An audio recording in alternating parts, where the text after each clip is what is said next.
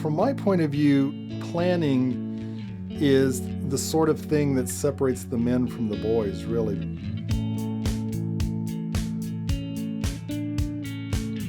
I'm Joe Johnston, and we have 3 restaurants: Joe's Farm Grill, Joe's Real Barbecue, the Liberty Market, and we're here in Gilbert, Arizona. A lot of people would like to have a restaurant, or they would like to have a retail store or whatever,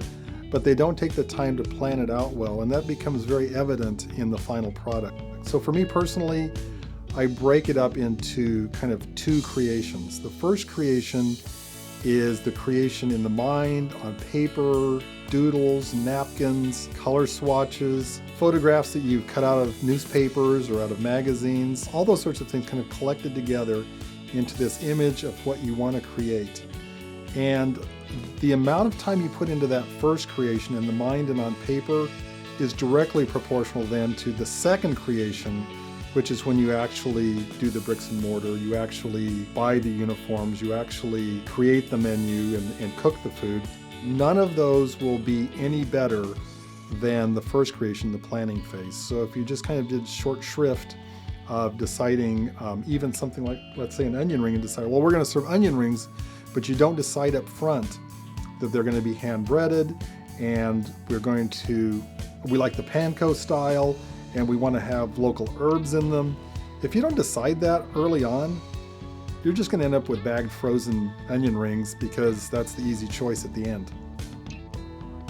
I myself am a low-risk individual, and so for me, the planning process is as much for me